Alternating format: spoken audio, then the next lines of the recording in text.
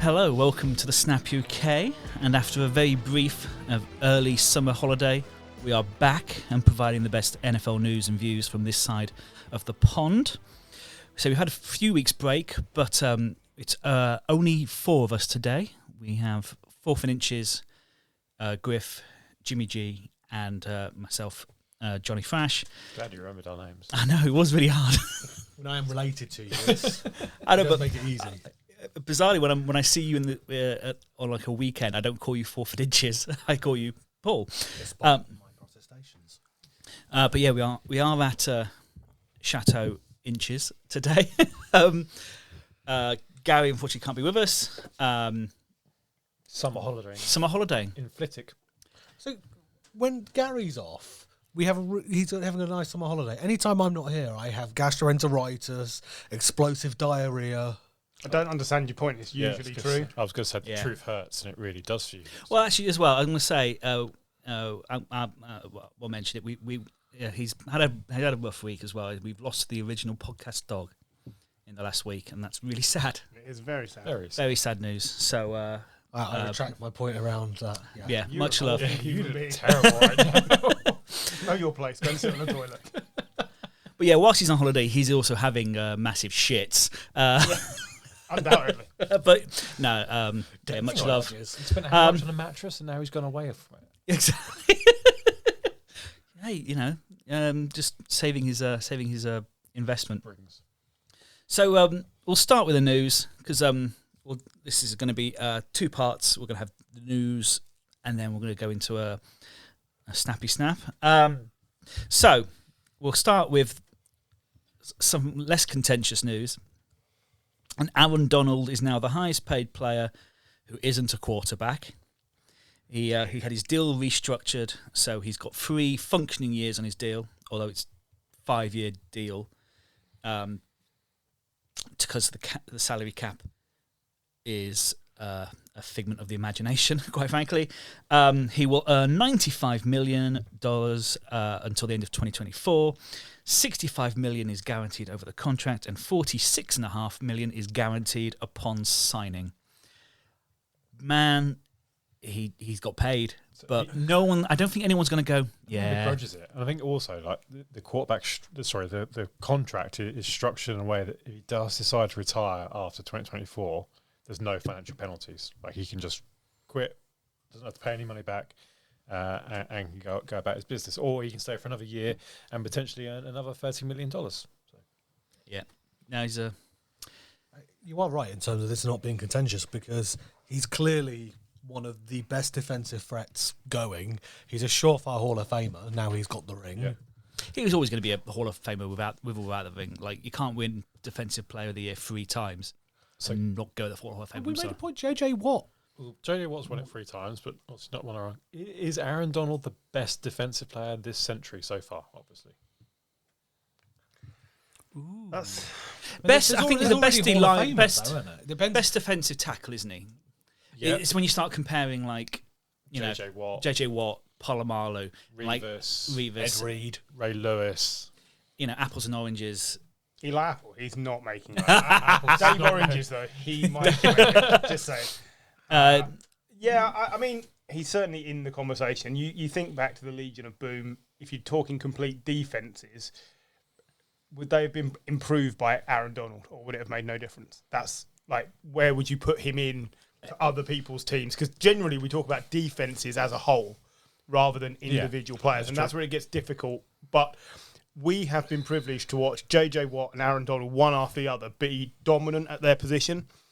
I think if JJ Watt hadn't suffered the back injuries, he would be spoken of ahead of Aaron Donald. I think his career was on a much faster arc to greatness, and he just never completed a season. Potentially, but then the best ability any player can have is availability. Absolutely. And Watt hasn't got but that. We've been so privileged to watch that. Absolutely. But with regards as, is he the best defensive player? Like John said, there's too many variables. You can only say, is he the best D lineman? Currently, yes. And he will be looked at when we're 60, we're still going to be talking about him as, do you remember that guy? So it's going to be one of those careers that it's just always going to eclipse most other people. I think you look at those defenses. You mentioned the Legion of Boom. I always see them mentioned as Aaron Donald and the LA Rams defense. Yeah. You don't see them kind of. It always seems to be like he's now Diana Ross and the Supremes.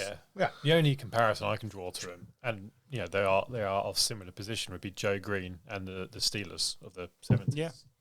Like that was a defense that was led by Joe Green at the front, literally, and that's the only comparison I can see. And I think you're right. JJ Watt is a great comparison. I think there are absolutely other quality players that have been around this century, but he's the leader of that team. I don't think the Rams win that Super Bowl without Aaron Donald. No, I absolutely not. And that's why I think he's worth the money to bring him back, because I think losing him diminishes your chances of retaining the Super Bowl by 25%. Yeah. That's what I think his impact is worth. So if you think, look, we've got 2 more years of Aaron Donald, in one of those years, we're probably going to be in the Super Bowl. That's a realistic thing to think. I think so. You don't know ever what's going to happen with all the other players, but he gives you that ability to say, I really think this is on.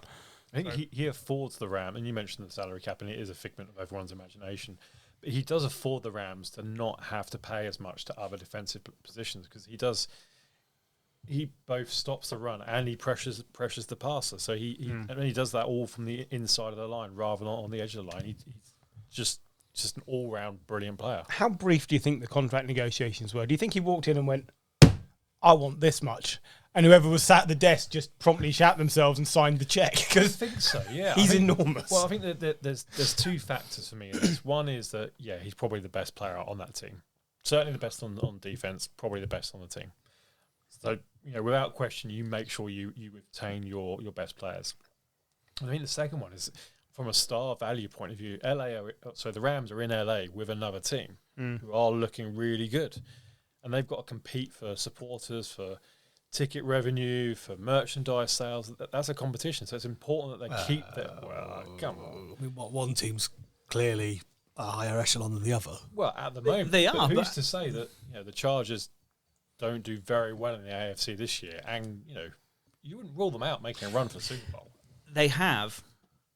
The Chargers have been very aggressive this offseason. They've signed like Mack and they have in Herbert. They have a true star, and like he will sell tickets on his own. That's absolutely the case, but they will charge it up. Oh yeah. They have carried the San Diego portion that was the bad luck with them to Los Angeles, and it's like Jets, Browns, several other teams, Lions. They're Bills. Constantly snake bitten. Bills, until now. Yeah, it can change, but on their own, you feel they're probably likely to get in their own way. It always feels like that. We've been looking at their squad for 5 years. We've been doing this, and every year we say deep in the playoffs. Got to go deep in the playoffs. When does it happen?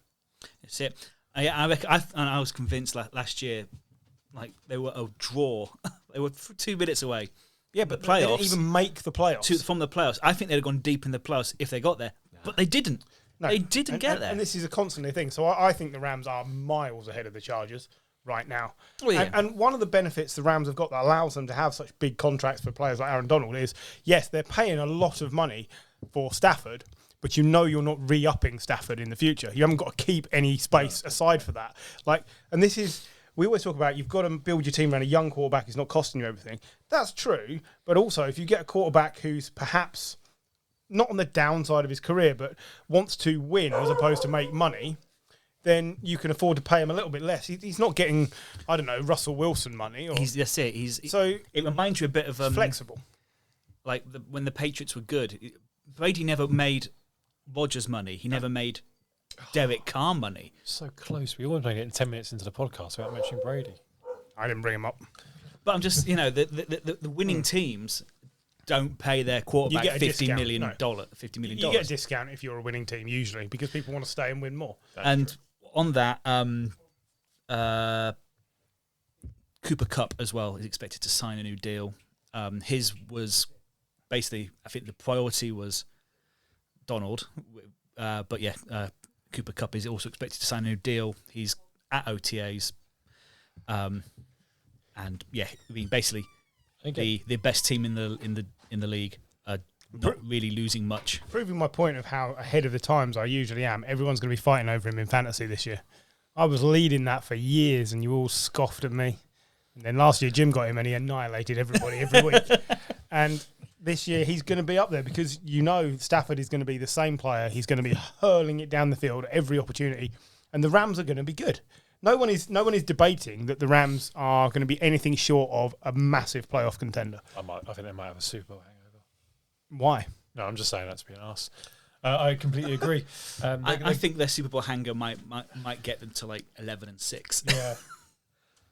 Yeah, and that's the thing. Like, usually we sit here questioning, well, can they make it back? But I haven't heard a single dissenting opinion say, yeah, the Rams can actually make it back. Like, all right, we all know the Bucs are going to be in the way again, and the Packers are probably going to be good. But there's always going to be good teams. Yeah, but what have the Rams really lost that makes you think they can't get back there? They've lost Odell Beckham. They've lost Maybe playoff Miller. That's it. Yeah, playoff Miller. They're also going to potentially at least have a fully fit Cam Akers for the season. Yeah. Which I think makes a massive difference. And Allen Robinson is more than capable replacement of OBJ. Well, if you consider, Robert Woods was injured, wasn't he? Yeah, that's why OBJ was there. See, if you consider he's a replacement for Robert Woods, then yeah, it's brilliant. And I still reckon OBJ comes back because he was at. Seems likely. He was at McVay's wedding this weekend. Oh, really? So. Did you see McVay's wedding cake? Yeah. Yes. Was it a Lombardi? Replica of the Lombardi. I mean, why not? Probably, I'm sure that's what his wife dreamt of all those sure years ago. She was so happy she was like, yes. Hey, look, he's paying. He can have what he likes. I'm just saying. Why not? She sat watching The View 12 hours a day. She's quite happy. He can have whatever cake he wants. I think just while I'm not letting the moment go. Fantasy, you mentioned. Yeah. So I was reading a report earlier this week. You can't read. I had a report read to me. Right. Apparently, one of the potential steals is Jelani Woods of the Indianapolis Colts. He's going to be a sneaky good fantasy addition this year. You're so taking him in the first round, aren't you? No, he's throwing us out here. He wouldn't tell us if he was going to do this. So it's obviously somebody else. It's some kicker. They won't let me take punt god. That's the problem. But yeah, I think it's. I agree with you all here. I mean, the Rams are. It's very. You always see something in terms of can this be repeated, but they've. As much as I am not the biggest fan of McVay, he organises a great team. Yeah, absolutely. So, whilst we're talking, briefly, you mentioned Colts. Darius Leonard is having back surgery. He's expected to make the start of the season, but get it done now, get it out of the way. Exactly, but what was the Colts' downfall last season was that they started the season badly and ended the season badly. So yeah, but that was Carson Wentz. Well, hopefully, he came and went, John. Well, he's gone, isn't he? But yeah, luckily they've got Matty Ice throwing it to Jelani Woods, who is their only receiver. Michael Pittman is not as good as everyone thinks, and I will die on that hill. I agree with that, but he's not the only. Anyway, he's a receiver that's there. They need more. Broncos are being sold. It depends who you read. So they're either being sold for $4.5 billion to Robert Walton, the heir to the Walmart fortune. That's according to Forbes. Or there is no favourite bidder so far, but the bidders have been cut from 10 to 4. That's according to The Athletic. So it's like the Deshaun Watson trade. Isn't it? It's something's happening. But yeah, it looks like Robert Walton is the favourite. The other bidders are Josh Harris, who's the owner of the Philadelphia 76ers, the NBA franchise. He also owns some other sports franchises. Jose Feliciano, who used to be a guitarist, didn't he? Blind guitarist. And Bedad Egbali, who are the founders of Clear Lake Capital, who they're the guys that just bought Chelsea. And Matt Ishbia, who's the CEO of UWM Holdings, and they're a Michigan-based mortgage lender. All these names just roll off the tongue. Yeah. I hope for your sake it is Robert Walton. I hope, for all of us, I hope it's Robert Walton. Josh Harris I can also pronounce. That's fine. But Josh Harris is the one who's using like star power as well. That's what Magic Johnson's involved in and stuff like that. They're using celebrities. So the man who didn't play the sport and has no link to Denver is Yes. the man I'd want to front and centre. The man who just did not succeed as in the front office. It's yeah. I mean, literally, Hey, I'm friends with Magic Johnson. Let that guy buy it. Does no one else just find it really boring? Yeah. I mean, basically, it is kind of boring. But what it is, it's going to double. David Tepper bought the Panthers in 2018. He paid $2.28 billion, which is basically this is going to be double that. In 4 years, it's doubled already. Yeah, and Check the housing market, James. Check the housing market. Oh, you have. Oh, I have. Yeah. And basically, the Broncos were last sold in 1984 for $70 million to the late Pat Bolan, whose trust now run the franchise since his death in 2019. So come back to me when the news isn't rich old white guy buy a sports club, because I don't care who ends up with them. I was just looking which one. Dadek Barley. Yeah, if he wins it, come back and talk to me, and then we'll have another minority owner that isn't Shad Khan, who's rubbish.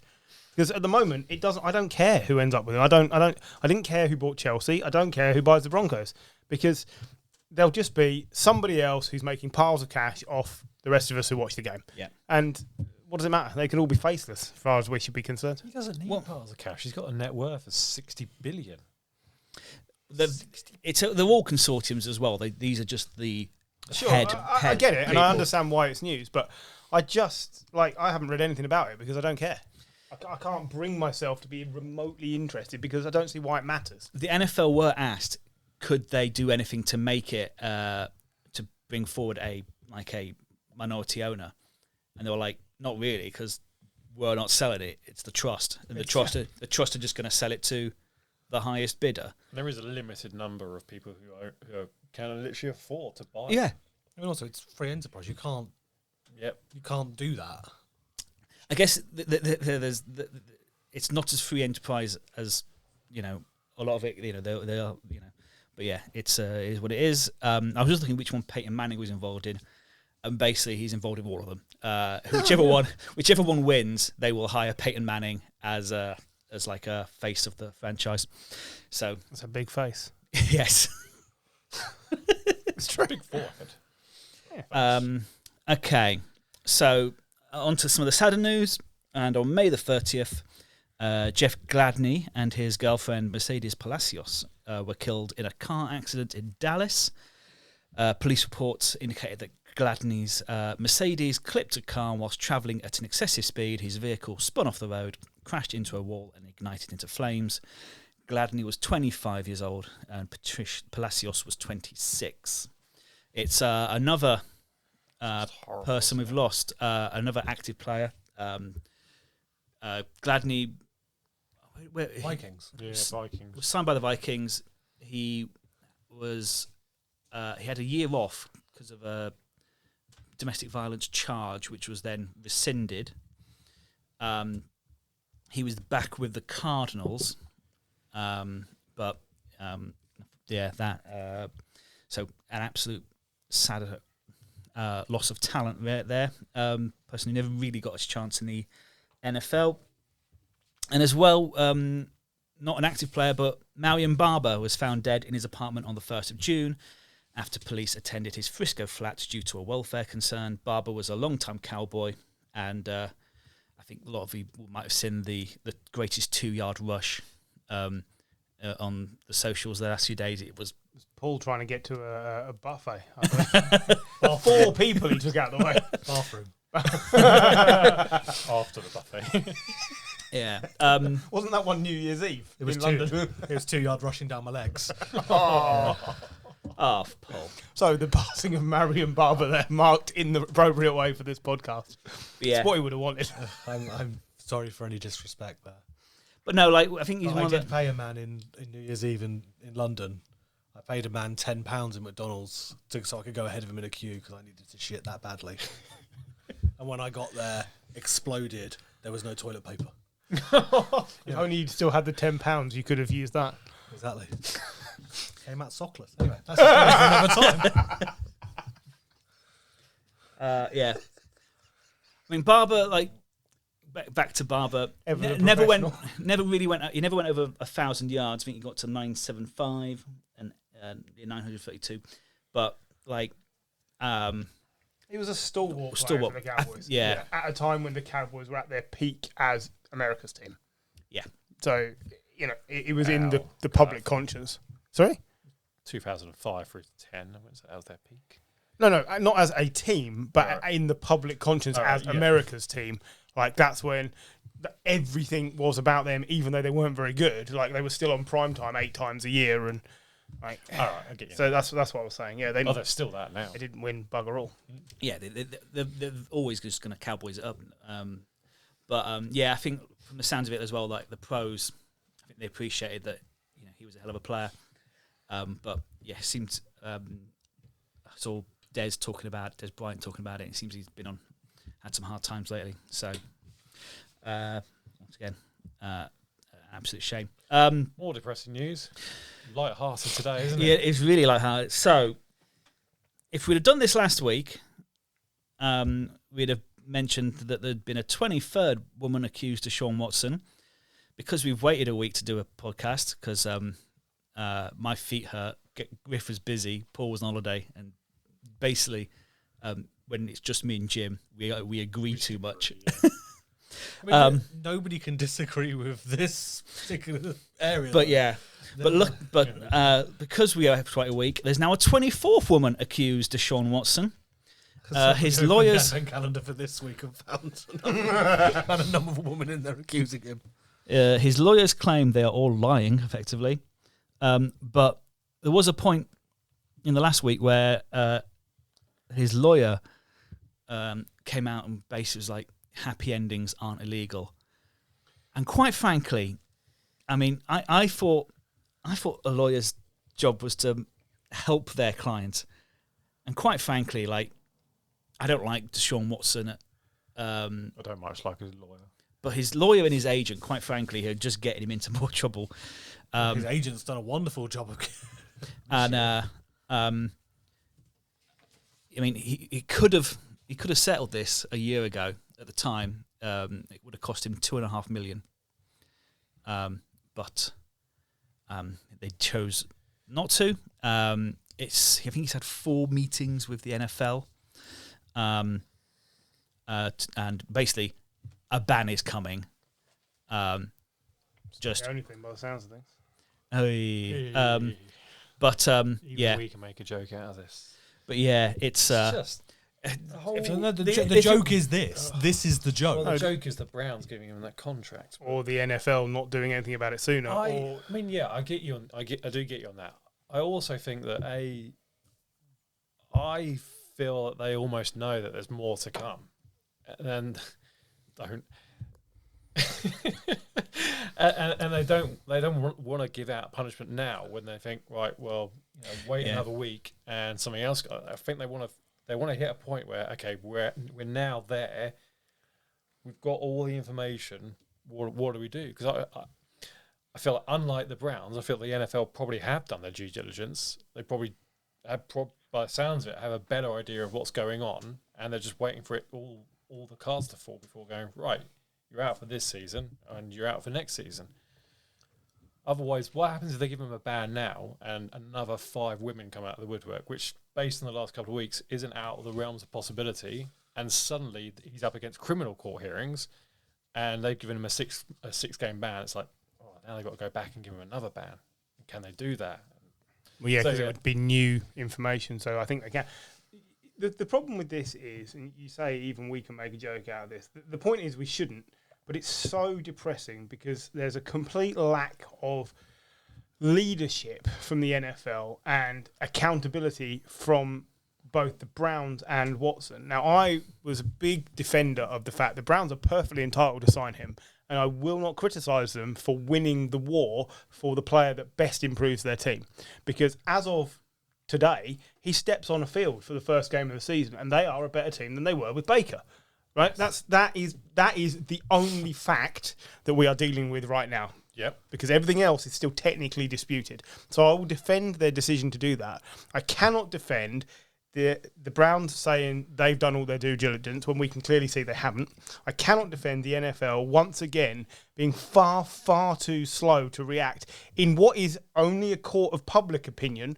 But this goes back to the Ray Rice scenario and pick your player, Randy Gregory, whoever you like. Now, I understand the court of public opinion isn't a thing. No, but it is a thing because the NFL have got rules and regulations and player conduct rules that they have to, that players have to. How many times have you and I argued directly about the fact that I don't feel players should have to consider themselves to be role models and you do because of the way they're endorsed?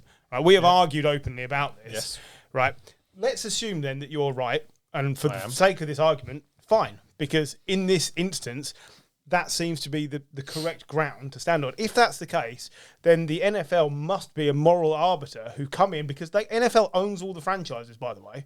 Mm-hmm. Technically, it's a franchise system. So this is like, what was his name? Ray Kroc that ran McDonald's coming in and saying, you are not working for us until this is resolved. And they could just sideline him. Just say, you can have your money, but you cannot take part. I think they can. They can put him on paid. But they haven't. I know they haven't, and that's they can put him on paid leave, on paid suspended Goodell leave. said they're not going to do it. But he's already come out and said, no, that is not an option.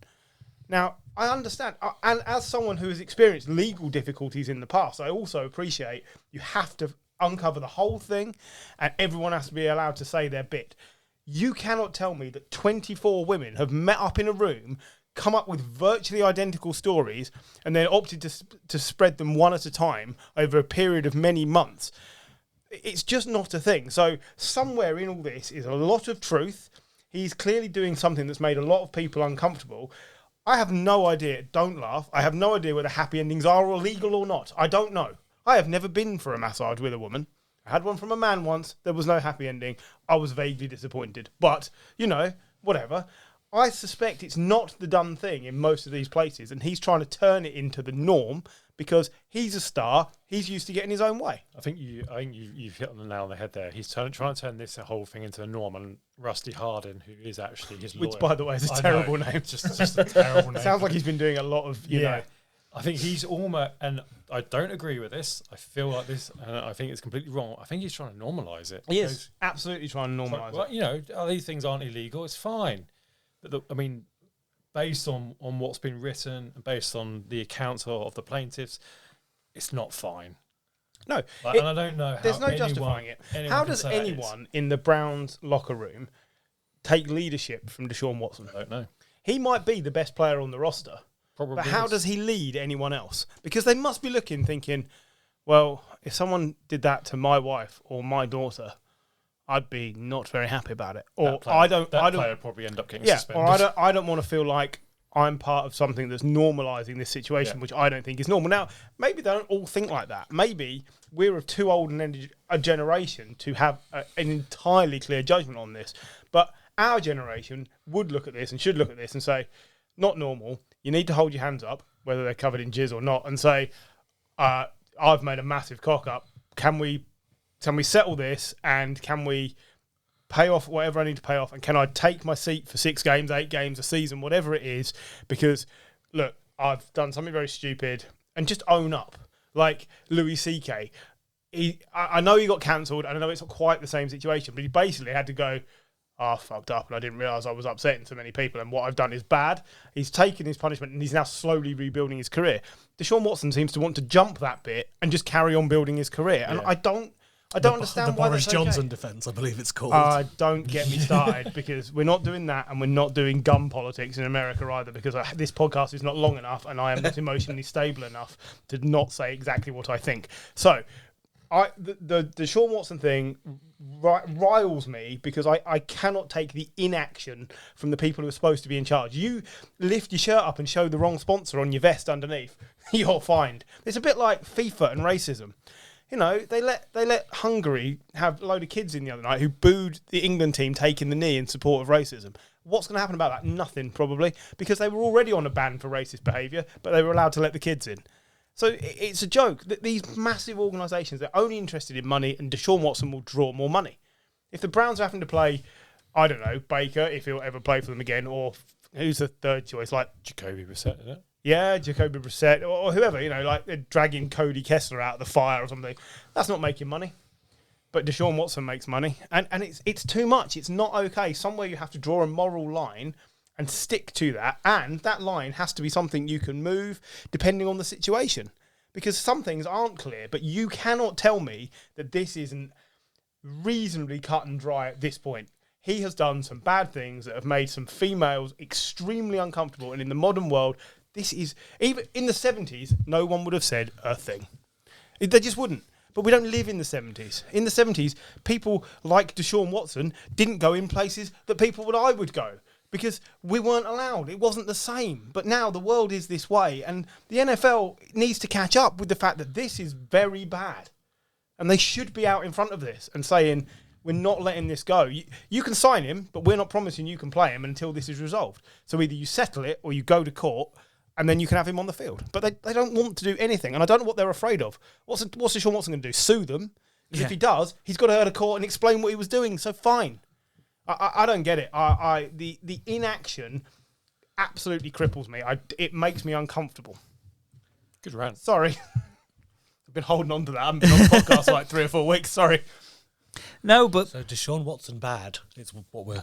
I don't think we can disagree with any of that. I think No, I can't. One of the points you made is like... If I'd have dropped the mic, I'd have broken it. So I thought it was a bit harsh. There's 24 women. It's not one. No. It's not 2. It's not even 3. It's 24. Good spot. Yeah. 24. It's not even 4 or 5. No. 24 women! 24 women. Yeah. No, it's... Sorry. It's a fucking stain, quite frankly, isn't it? Oh, that's a terrible phrase to use, John. But no, I mean... it is, quite frankly. It's horrible. I mean, Paul made a fantastic point before we started in that at what point in these things did he not realise this wasn't okay? This woman is saying, I said no at this point, I said no at this point, I said no at this point. I agreed to carry on because I thought it was a bit threatening, but I said no at this point. Like, how many... None of us would get away with this behaviour. You just wouldn't. I feel ashamed of myself. But none of us are multi-millionaire sportsmen. It's a I different don't know. world. Yeah, I know, you're right. It's a different world, but I still... Don't give me excuses. I can't... I mean, I can't... In my head, I cannot get over the thought of doing that to someone. I just can't. I feel... Somebody always gets away with more than everyone else. So it used to be years ago, you got away with it because you were a man. Yeah. Then it was you got away with it because you were a white man. Now it's you get away with it because you're a rich man, and so on and so forth. And there'll never be full equality. But this is way beyond. Like we're not saying we'll just let him off. It's a bit of a slap on the wrist. This isn't a grey area. This isn't even a Robert Kraft like you went somewhere and somebody did something and it might not be quite right. This is like you were going somewhere every week. And what's this about him hunting people down on Instagram? Hundreds. And like, I mean, now to recent news there'll reports. be people probably at this table who in the past have used social media to speak to someone, to judge, to test the water. But that's as far as it goes. You don't then go around pestering them for a massage in your tiny towel. I've I've slid into DMs. What you were saying. But yeah, I've wore Doc Martens as well. I'd like to see John trying to slide into some Doc Martens right now because I know the state of his feet. my feet are an absolute mess. But yeah, you know, it is what it is. It's what he's done is quite horrendous, really. Can we move on and readdress it only when there is some progress? It shouldn't be ignored, but all you're going to do is fire us up and get us angry, and we have absolutely no. We need to say this because there's been progress. Yeah, absolutely, but like. But otherwise, I wouldn't say there has been progress. There's been the progress of more accusers. That's it. That's progress. It's. I am looking forward to the day when a man comes out and accuses him. just in case it's just masseuses rather than female masseuses. It could be that. Maybe he just got a thing about little towels and the smell of hand cream. I don't know. It's just bizarre. Like the whole thing. The NFL is so inactive when it comes to things that they could make a stand on. What are they so scared of? I do not understand. We were saying Calvin Ridley gets a year ban for gambling. $1,500. I get it. They don't want people gambling. All right, slap on the wrist. If you do, you're under a. They probably don't want people doing what Deshaun Watson's No, accused but of doing as well. I don't understand it. And you know what? People will go with Calvin Ridley because people will say, done his time, owned up to it, probably got overly punished.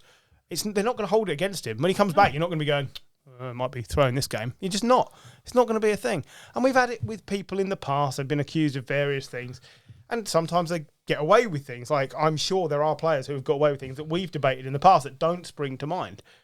But this is a persistent, over time, ongoing issue that isn't going away. This is, 2 years or 18 months into this now? 18 months into this. And it's going to go on to next year. This could go on a whole season. Yeah. Do not be surprised if we're still talking about it this time next year. I mean, remember the Zeke one as well. That went all season. And this is much more complex, much dirtier, quite frankly. And yeah, it's going to be horrible. It doesn't even have a gate. It doesn't have a gate. Well, a gate would have kept him out. That would have been a good idea. For me, that shows how much of a scandal it is. That it's not like this isn't scandal. This is just Filth. hell. Yeah. So should we move on from scumbags to More scumbags. scumbag? A whole organisation of them. Yeah. Well, Goodell and Schneider, Dan Schneider from the Washington Commanders, have been asked to testify to Congress about the NFL's role in setting and enforcing standards across the league and legislative reforms needed to address these issues across the NFL and other workplaces.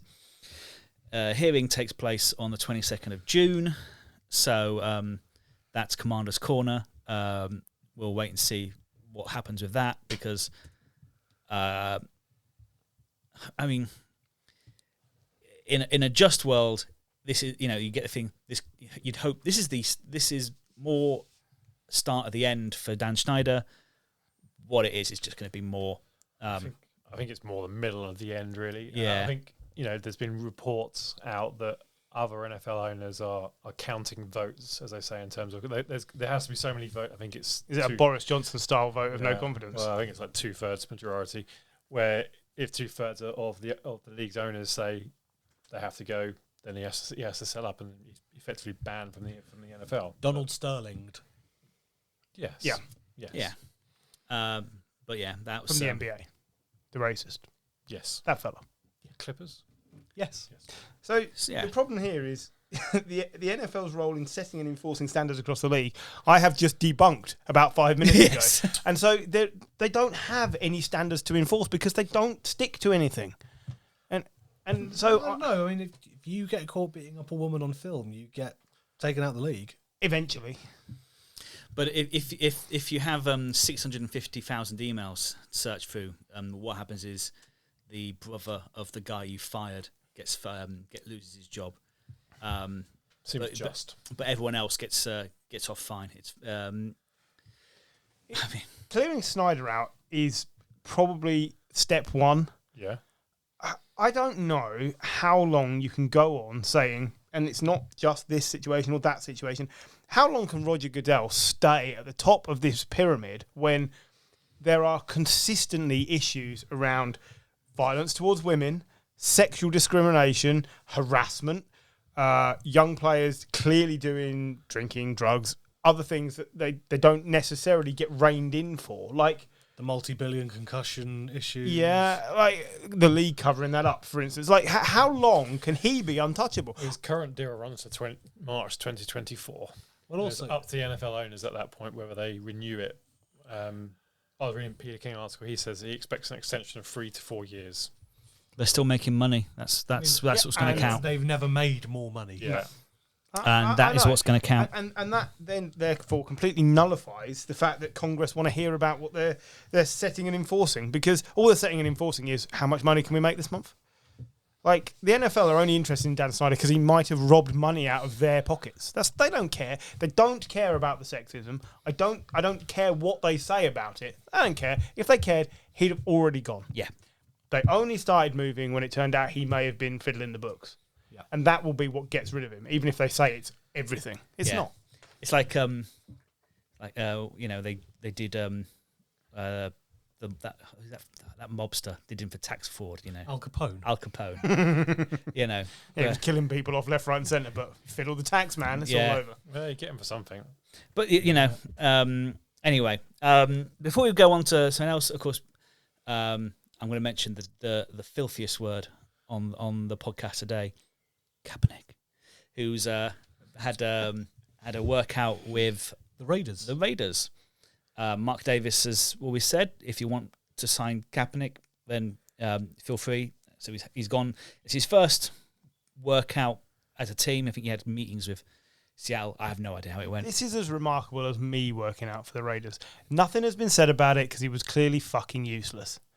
He hasn't thrown a ball in anger for 5 years now. 6 years? 5 years. 2018 was when he left. Yeah, so 18, 19, 20, 21, yeah. 22. Didn't 5 realise it years. was that It's recent, 5 sorry. years since he played in an NFL game. Feels like longer ago. Well, I haven't played. Maybe it was. It might have been longer but I think I thought his last game was in 16. it might have been 16. It's a long time since he's thrown an NFL ball in anger, Yeah. and there's a reason why you've not heard anything about this for the last week, because he wasn't very good. And it shouldn't shock anyone, because anybody who retires effectively from a sport for 5 or 6 years is not going to be as good when they come back. No. The only reason it makes news is because it's Colin Kaepernick. I think Yeah.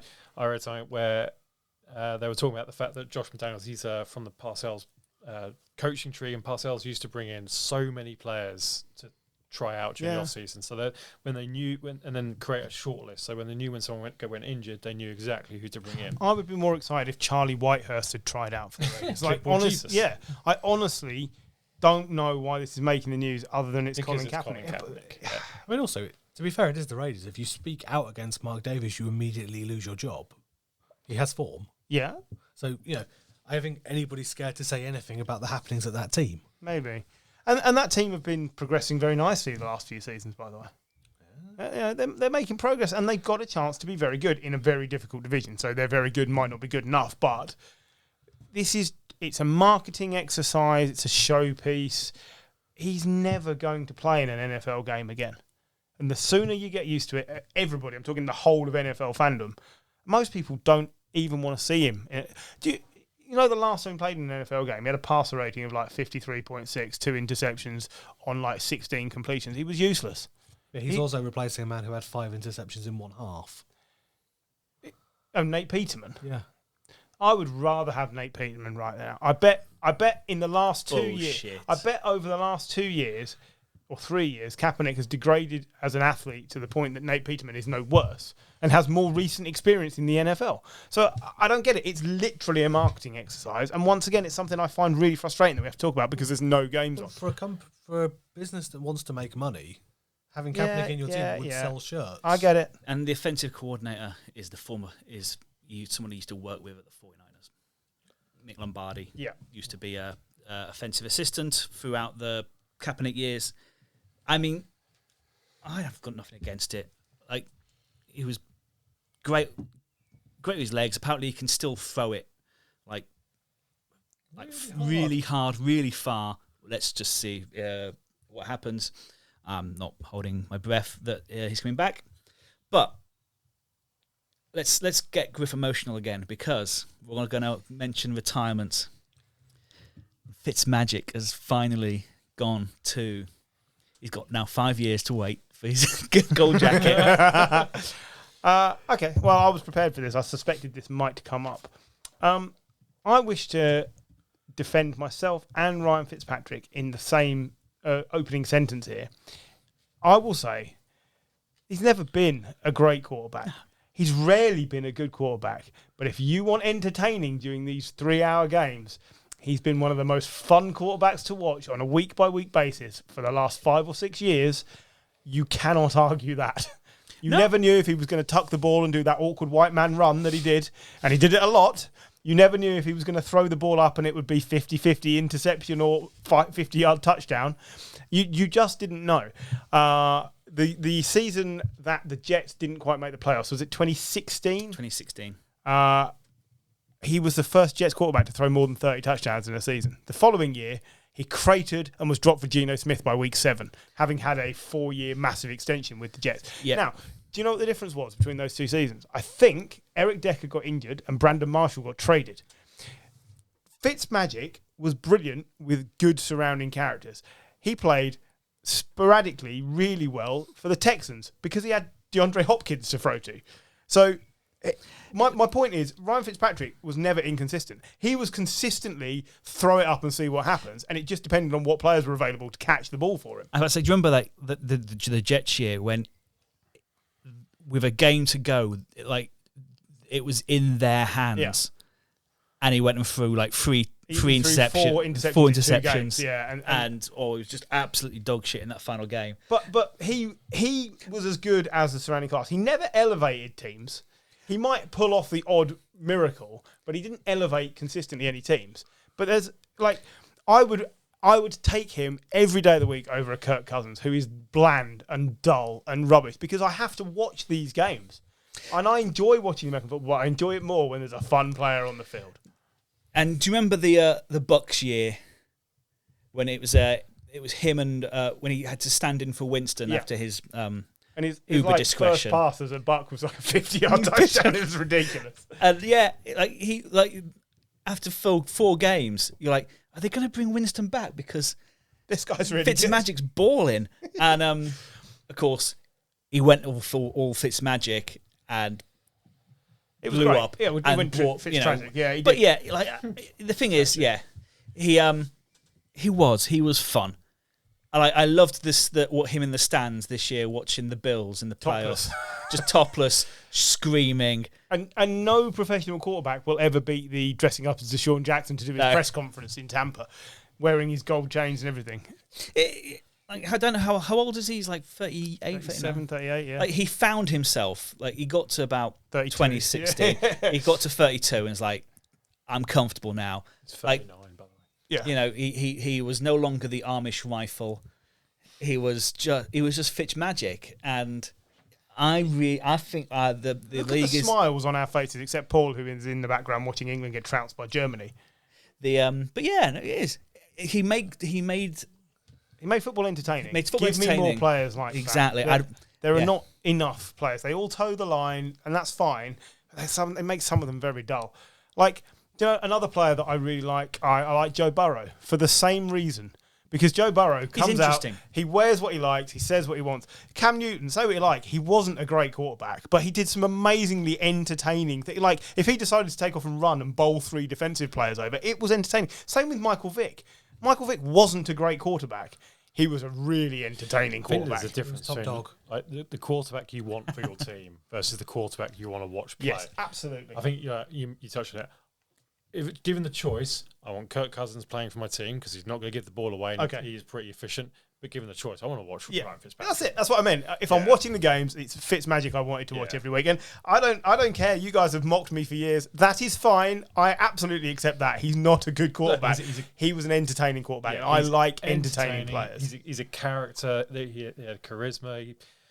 A good leader on and off the pitch. It's a real shame that his career ended without him basically throwing a pass for Washington. Was there some off season where he turned up like about 2 stone heavy and blamed it on birthday cake or something? There's always like stories like that. It just made you laugh. It's like he played the game like somebody was controlling him at Madden.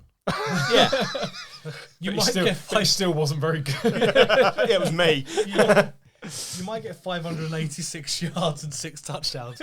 You might get injured in seconds doing a stupid run. It was wonderful. As you say, it's a shame. But basically, his Washington career lasted 3 quarters. Yeah, if that. One game. Because I know he didn't last the full game because I had him in fantasy as a fuck you to Griff, and then he got crippled in game 1.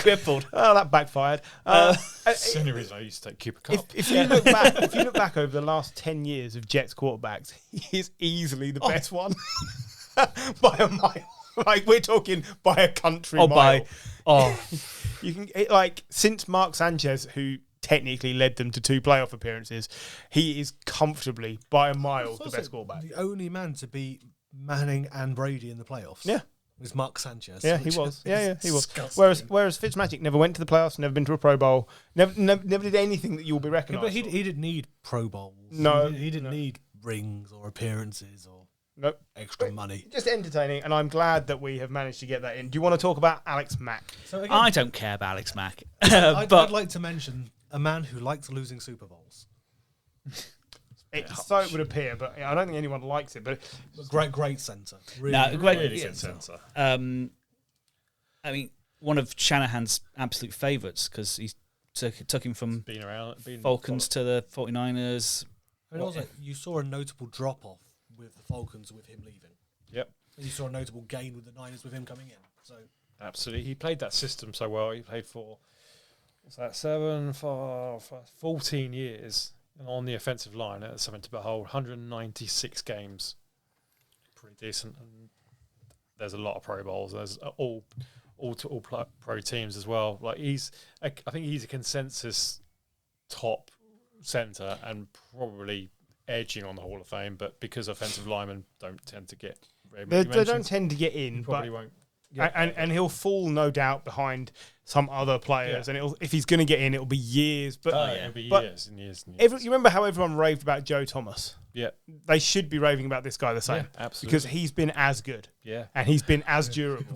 Alex Mack was on winning teams. That's the problem. Yeah, Joe Thomas was the only Almost winning part. teams. He was Yeah. the only redeemable part of the Browns for years. but for me, like, that's the company he should be held in. That's how good he's been. It's so hard to quantify linemen by just their careers absolutely. because of the contribution they make to the game. It's difficult, but you have to say that an O-line without him has always been a poorer place. Yeah. So we'll see what happens. one more future Hall of Famers to talk about yeah, Who's that? Romeo Crennel. potentially, but I was going Frank Gore. That guy. Longevity, the Special Achievement Award. The Hall of Very Long. The Hall of Not Great at Boxing. Did he not win? Did he not win his first fight? No. Oh dear. Did he not win? I thought he did. 16,000 yards rushing, third all time. 1, 2, 3, 4, 5 Pro Bowls. I've heard the arguments against Frank Gore getting into the Hall of Fame, and they hold no weight with me. No, He will get in. I don't care if he's been a compiler. That's impressive as a running back. Most of them last 4 years. We said earlier, one of the best skills is availability, and my good God, that man was available. As a professional, he is 1-0. Yeah, he No, he won. won. He had a He won. professional Oh, sorry, I fight. thought he lost. He lost his amateur debut. He lost it. Yeah, exhibition. and then he lost. won his professional debut the other week. Yes, thank well, you. I take it all back. So he's also in the Boxing Hall of Fame. Unbeaten. Yep. Undefeated at 38 years old or whatever. Unavailable. That's the thing. Yeah, He was available for a fight. And yeah, okay, I get, like I say, we've heard all the arguments against, but if you just look at where he ranks amongst all of his peers, you cannot deny him his golden jacket. You can't. There's no doing it.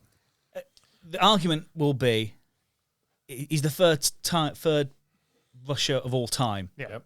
He's in the Hall of Fame. Yeah. Whether, and he's not as explosive as, Not Barry now, not Sanders. late today, but But in his Not as day, close as Barry Chuckle, but he's still in very his, good. In his day, he was a very good. very, very good runner. Yeah. And actually, when the Super Bowl you lost, he was really good in that game. Yep. Really, really good in that game. Anybody want to take a guess about how many fantasy points he's earned teams in his career? Jeez. No, I don't know. I wouldn't. I think he's earned 1,412. Too low. 3,500. Too high. 2,804. Closer, but still too high. It's 2,542.5 points. The 0.5 could be important. Where does he be rank some. all time for fantasy I don't points? know. Got the stat in front Oh, of me. Jim. That's Hall of Fame worthy. Yeah, it is for me. Yeah. And so we also mentioned Romeo Crennel retires. 5 Super Bowls in his time. He was an assistant at the Giants and the He Patriots. was a special teams coordinator for the Giants. Defensive coordinator for the Patriots. Yep.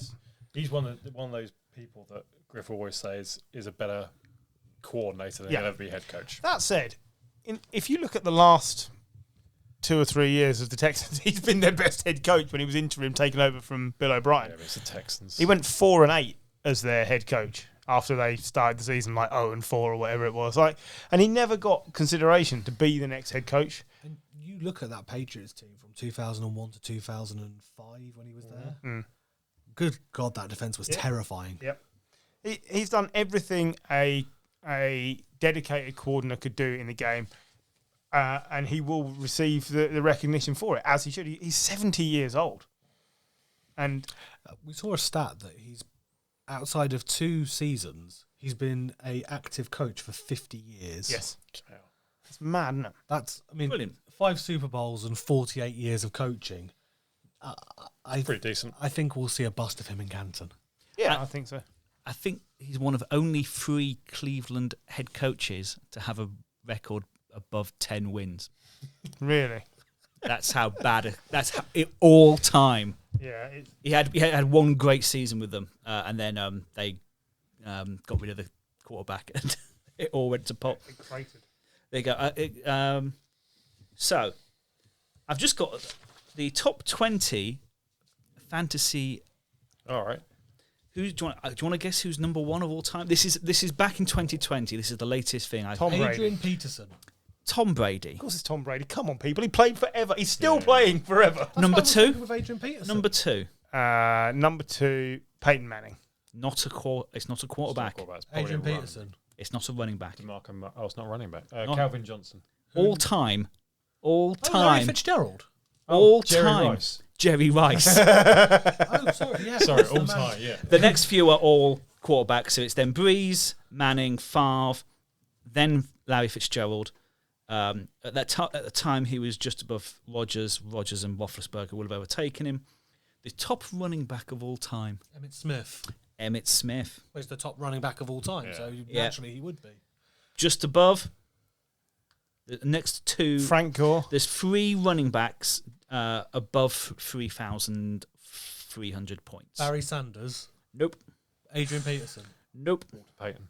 Walter Payton. He's the 4th. Jim Brown. Nope. You will know them. John Riggins. Marshall Falk. LaDainian Tomlinson. Dalian Thompson. Of course it is. I mean, I couldn't Jesus. remember his name. The other wide receivers after Larry Fitzgerald, it's Terrell Owens, Randy Moss, and then Marvin Harrison. The top tight end. Anyone guess? Gonzalez. Gonzalez. Yeah. He scored 3,510 points in his I didn't career. hear Trent Richardson. This only marks the top 20, so I'm assuming the 21st is Trent Richardson. Just check. Yeah. But anyway. The top running backs of the AAF fantasy. He was the best. We'll take a break and we'll come back with our Snappy Snap. Welcome back. So the second part is it's a Snappy Snap. And this one's based on the 2 oldest geezers in the head coaches in the league. It's based on Pete Carroll and Bill Belichick. And basically, the question is, has the league moved on? And is it time for these guys to step aside? Of course, with Bill, it's slightly more complicated because Bill, of course, is a GM as well as a head coach. Is the executive vice president of football operations. Just want to throw that in there. Basically, it's 2 men that hold an enormous amount of power in their teams, and both teams seem to be, at the moment, they seem to be on a different trajectory. The Patriots have gone through a couple of years of hurt, and they've now got a young quarterback who had a very impressive debut season. He seems to have some weapons around him this season, and actually, looks like Aguilar will probably go at some point, But when you compare that to Seattle, who've just traded away their prize asset for, a bag of beans. Oh, they've got a lot of first round picks for it. I thought you meant Drew Lock. They have also got Drew Lock. Who won't be the starting quarterback? It will be Geno Smith. No. Yes. Drew Lock will be the starter. It will be Geno. Wrong. Yes, it is wrong, but it will be Geno. My question is, if you're fighting over Drew Lock or Geno, Yeah, this is it time to just say? Is it too soon for me to say bring back FitzMagic? I reckon FitzMagic with 2 broken hips is still better than Drew Lock. I'd like to make a case regarding Pete Carroll. that I don't think he's as good as people think. If you look at his record, he comes in from USC, starts in 2010. They suck. Dan Quinn builds a defense. They draft a third-round quarterback who nobody expected to do what he did. Yep. There's a trajectory upwards, and if you look at their record season on season, they're just circling the drain. They win the Super Bowl, they lose in the Super Bowl. They then just go further and further down the playoffs each year. And to the point where they didn't qualify last year. They were fourth in their division. And you could they're going to finish fourth again in the division. Yeah. This is to following on from what Paul is saying, and to reinforce the point as well. Look at the two conferences, because these teams are in separate conferences. Do you think that either of those teams are nailed on for the playoffs? The Patriots could get to the playoffs. No, nailed on for the playoffs. Not nailed. Neither Are either of them looking like winning the Super Bowl in the next 2 years? No. Because you can't look beyond that because the draft and things, right? So there's an aura with Belichick which you don't have with Carroll. I think in Seattle he does have that aura. But what I'm saying is, It's undeserved. but I think for both of them, because we always want to embrace these great players or coaches for 1 or 2 years too long. I get shouted down whenever I say, "Oh, Patriots won't make the playoffs." Last year I was wrong. I didn't think we would, and we did. Not comfortably, but we did. The year before, I didn't think we would, and we didn't, which was the first time in a long time. This year, I don't think we will, because you're not going to overpower the Bills unless Josh Allen gets injured. So you don't know that. That's dart at the wall. And they are, at best, the 12th best team in the AFC. Mac Jones is going to have an outstanding season with average offensive players. He needs both tight ends who were struggling till the end of last year to really step up their game. And that's because Belichick is sticking to his method of, we do things a bit different. We expect things to be done this way, the Patriot way, and it's always won before. Now, it always won because they had Tom Brady. And I don't think it's fair to say, oh, Tom without Bill would be rubbish, or Bill without Tom would be rubbish. We know Tom has been good somewhere else. He's also had a great team around him. But separating the two is not fair. But it did allow the two of them to get away with doing things their way. Because together they were basically undefeated, weren't they? Like, they were amazing for 20 years. Like, you don't get that in sports. But there's two clear dynasties within there. Yeah. There's the early 2000s dynasty. We've made the point that there's two separate Hall of Fame careers for Tom Brady. 3 now. Yeah. I agree. That's for me, it's the difference between Belichick and Carroll here, because Carroll I feel, lucked his way into one great Seattle process. Yeah. Belichick has been the GM. Belichick has had the unilateral control of that team. But Belichick, the GM, holds back Belichick, the coach. Because Belichick, the GM, is terrible at drafting and doesn't always do the right things in free agency. Last year was the first time they'd been in the top 5 spenders in free agency. And actually, I think it will pay off. But I don't think he addressed the biggest need on the team, which was wide receiver. He went and got 2 tight ends, and our best wide receiver was supposed to be Nelson Aguilar, who turned out to be Pap. And then Harry. We could have had several of the really good available wide receivers last year. He has a blind spot when it comes to wide receivers. Absolutely does. Whether it's the draft or and like you just said with Pete Carroll, who lucked into a whole defence and a third-round quarterback all paying off at the same time. You can't argue that Belichick lucked into Brady. Mm-hmm. He absolutely did. He also, in his time, has lucked into Julian Edelman, Randy Moss being available. Yeah. Getting him quite cheap. And getting him very cheap. Like, he hasn't been able to draft really good, dependable, awesome wide receivers. There was one other, and the name has gone out of my head, that we had. Regardless. I mean, where's Welker? Where's Welker? That's who I was thinking of. But, again... Amendola. Playoff daddy. These players have been good contributors, but you wouldn't say that they are... I mean, they haven't gone somewhere else and been amazing as well. I completely agree with what you're saying. I mean, you only have to... We talked about it before the break. Fantasy points. Yeah. there's been very few wide receivers for the Pats over the last 10, 20 years. When you think how good Brady has been, Yeah, there should be one or two That you'd standout wide have receivers. as your number one wide receiver in your fantasy team outside of Randy Does Moss. anyone believe Devontae Adams is going to be as good without Aaron Rodgers? No. I think he'll be fine. Yeah, he'll be fine. He won't be as good. Yeah, but they've got a very good quarterback who is He won't be used as to good. throw in. He won't be as good. If you can thank get 1,000 yards out of Hunter Renfro, you can get God knows what you're gonna 1,300 have yards Devontae out of Devontae Adams. I get it, but I'm talking over the next 4 years. Will he be as good as he won't be there for 4 years. Or will he be as good as he would have been with Aaron Rodgers? Because you have to take into the fact he's getting older as well. And the answer is no. The answer is just no. I don't think he put up as many stats, and I think that's the difference between being as good as or putting up stats. He won't put up stats because there's other people to throw to in Las Vegas. There is that. Unlike in Green Bay, where it was Alan Lazard. Did Gronk sort of paper over some cracks because you didn't really need a wide receiver number one because Absolutely. you had He Gronk, he was the number one receiver. and now you've brought in Henry and Johnny Smith, and they're not. You brought in two Theoretically, offensively good tight ends who aren't bridging the gap of still one Gronk, and that might happen this year. theoretically, the two of them are very, very good. Last year, I think Hunter Henry struggled to pick up the playbook, and Johnny Smith struggled with injury. Like, he wasn't always available. If the two of them are fit, and there seems to be reports that Hunter Henry certainly has made massive strides, then I think you can get great stuff out of them because I think it's exactly what Mac Jones needs. Henry And the reason not Mac ended Jones the fits season. in the system is because he's very similar to Tom Brady. He's not trying to throw the ball down the field. We've seen Brady throw the ball down the field for the Bucks, and we all went, "Oh, we didn't know he could do that." Because it's not the way they play.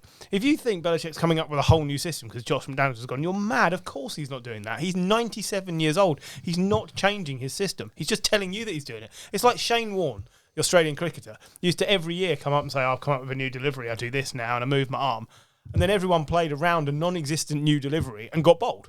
Belichick's been doing the same thing for years. He's been saying, we're going to do this, and well, we're keeping this close to our chest. So everyone's looking for something that isn't there, and then he wins. And that mystique isn't there anymore. But do you feel like there's a bit of that this year because he's like, I'm not going to tell you who's my offensive he just coordinator. hasn't named in the building. They know who's doing what. They know who they are. But yeah, You can't no one tell else me that does. Joe And- Judge and Matt Patricia are the answer. Because if they are, what is the question? But Matt Patricia was somebody who got drafted by the Lions, and everybody thought that was a genius move by the Lions.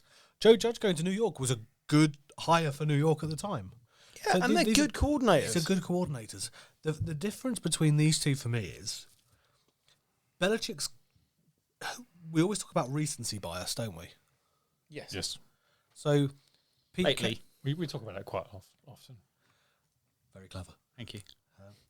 So, Belichick got a Patriots team which nobody expected much from into the playoffs. And for me, just getting that team to the playoffs is a win. Agreed.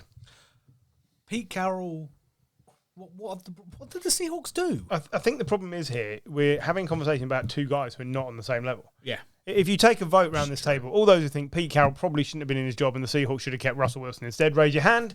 Oh, it's going to be 4 hands up. Raising hands on a podcast. Yeah, no, but I've said metaphorically speaking, like, they've made the wrong decision. They've backed the wrong horse. Yes. No, I completely agree. Pete Carroll will not have a winning record without Russell Wilson. This off. If you're going to get rid of Wilson, that's one thing. This off season was the opportunity to rebuild completely. Get rid of the GM, get rid of the head coach, if you're going to get rid of the quarterback, get rid of the quarterback, whatever, and then rebuild it. But you can't.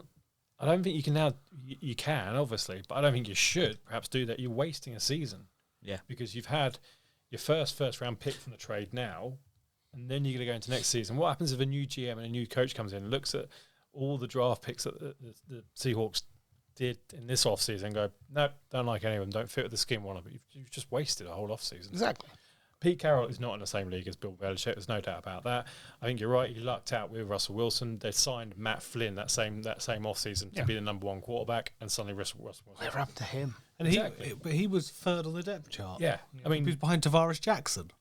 yes, and Belichick did luck out in getting Tom Brady, but they had a plan in terms of Drew Bledsoe being there. So you could say, all right, well, okay, they got lucky, but there was a plan to have a quality quarterback there. There wasn't. It's not the same case as was it. Well, Then they also have that big lad on the chart as well. That big lad. You know, I'll find his name. The left-handed quarterback that played for you guys. Oh, the really The hefty lefty. No, Isn't he dead now? Yes, that guy. He played for the Giants. He played for the Giants. Then Jared Lawrence. Okay.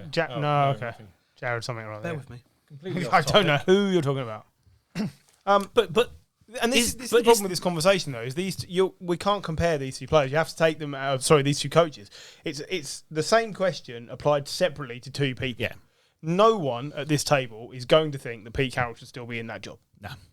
His time has gone. He has a very specific way of talking to players like they're college players. The problem is college players have changed. Now they're allowed to make money. And this was a whole thing when the Legion of Boom went out, and I think Richard Sherman and Earl Thomas made a point about it. Is like his stories got old. Yeah. And it wasn't until he kind of cleared the defense and brought in a whole load of new players that the Seahawks got quite good again. Not good enough to get to the Super Bowl, but they were good pretty enough good. to get into the playoffs. They've not done that again. I don't know what they're doing. Like I said, Drew Lock's their quarterback. Is it Drew Lock? Is it Geno Smith? Who the fuck cares? They both crap. What are they doing? I think it's a lost organisation. So I think, for me, whether Pete Carroll goes or stays is irrelevant, because I think he goes at the end of the season, whatever. What's the scenario in which Bill Belichick goes? If the Patriots don't win a playoff game this season, his seat becomes very hot. But he doesn't. There is no scenario whereby he is not the coach next season. But he needs to win a playoff game this season to keep Kraft's backing, because Kraft wanted to keep Brady. Yeah. Is that as well the difference that in Seattle there's a bit of a vacuum at the top because that's the only reason they Allen kept Estate. Carroll. That's the only reason they kept Carroll. There is no one else to run the ship. Whereas in New England, Robert Kraft won't back being a loser for more than 1 or 2 years. He just won't do it. He's used to getting to. I mean, they went to 10 AFC Championship games in 12 years. Like, he's used to winning, and that's fine. And like, I've been very comfortable with the fact the Patriots probably aren't going to be very good for a while. I've got no complaints after what I've just witnessed. You can't have. No, you absolutely can't. But you can still say it's frustrating when they're not trying to make progress in the direction you'd like them to go. I would love to have blind faith in Belichick, which people do, but I don't necessarily believe it, because eventually your path that's so different from everyone else has to go too far from the norm. And sometimes I think he's just determined to be different just to be different. Yeah, I think that's fair, actually. I don't know. There is a. To me, at the moment, it feels a bit like, when Mourinho came into, and sort of, for a few years, Man United just looked completely out the water, and actually for a couple of years, like it was Chelsea, Arsenal, and sort of Man United were sort of milling around. Like, they were good, but they were never great, and it just takes a while for it to reset, and suddenly the great coach will find a way. I think I'm not definitely ruling out the Patriots at any point anytime soon. Got nothing, have you, Paul? You've been sitting there all that time quietly looking up fat quarterbacks, and you can't find who you meant. I found Damon Huard, but it's not him. No. You don't know what you're on. Okay, so we probably need to wrap up the snappy snap, because I think they should be snappy. So, in terms of the question we're asked, is it time for Belichick and Carroll to go? It's time for Carroll should have already be gone. Yeah. I think for Belichick, it's a two-pronged thing. As a GM, I wouldn't. He's probably too proud to have someone to come in and take there'll that never off be him. anyone above him. Yeah. No. But as a coach, I mean, the Pats aren't bad enough yet for you to start going. But why do you have to wait till you're really bad? Like, that's why I said I was comfortable with Tom Brady leaving. I'd rather he left early than we waited till he was really bad. But the thing is, as a Patriots fan, you've never had this period of mediocrity. Not for a long time. Well, don't forget the 90s. They were damn mediocre then. But no, I see what you're saying. You're talking to two Giants fans here who we've had like 5 seasons of 4-12. You've been in the playoffs 2 out of 3 years. It's not mediocre. It's fine. Yeah, I get it. I know what Paul's saying. I see what he's getting at, but I don't understand why you have to wait. It's obvious that things will have to change. Belichick is 70. Why would you wait too long? I would say what is out there that is going to be better and can create a upturn, because as well, you are very Belichick, centric in your team. Like, no one else is going to come over and look at that squad and go, I'm going to bring in a McVay acolyte. This is the only thing that makes you think he's probably staying is if he was on a hot seat, if there was a risk of him going, McDaniels wasn't allowed to leave. McDaniels is gone, which means if you then sacked Belichick because he didn't make the playoffs, then he's had a new offensive coordinator and a new head coach in 2 of his 3 years. That's the recipe for disaster. That's how quarterbacks fail. Yeah. So it makes me think he is going to be around. I'm not committed to keeping him just because he's Bill Belichick. I don't think that's how sports works. I'm looking forward to your next head coach, Steve Belichick. Yes, could be. I can see it happening. You want to make analogies to other sports. One of the best cricketers I've ever seen was Kevin Peterson. But once he became cancerous to the team by basically bad-mouthing all his teammates, he couldn't stay. He was still brilliant. He was still the best player England had at the time. But he couldn't stay because he no longer fit with what they needed to do. And eventually that happens for various different reasons. Belichick's not going around texting the managers of other teams. I get that. But no, apparently he is. Remember, he's the one who texted to tell Brian Flores. Yeah. Flores, yeah. I mean, what a mistake of a maker. But you just see him sat there with his Alsatian just stirring it up for the NFL. I'd love to think he did that on purpose and was like just stirring the pot. Yeah, I mean, that's my conclusion. I don't think he is going, but I don't think you can just keep him because everyone thinks he's a deity. That's just not. It's not a thing. The thing I'd potentially wrap up with here is you take soccer, you take other football. Look at Manchester United, that dynasty, that world-renowned thing, that juggernaut of a team constantly winning trophies. We got rid of Sir Alex Ferguson, and it's just been mediocrity after mediocrity after mediocrity, and not really doing much. So, I mean, we got rid of our deity, and look what happened. You got your deity, and he went, and you bought in the players that he didn't bring in at the time because he could get away with it because he was Ferguson, and it's always the worry that you suddenly maybe Bill goes and you think, well, let the next guy have some, we'll let him have free reign and free agency. I mean, unless you're the and here's Johnny Manziel, unless you're the Rams or it rarely works. So be careful what you wish for. But yeah, we'll leave it there because it's quite a long one this week, and we'll see you next week when God knows what I want to talk about, but it's nice to be back in it. Something about the NFL, probably. Yeah. Until then, good night.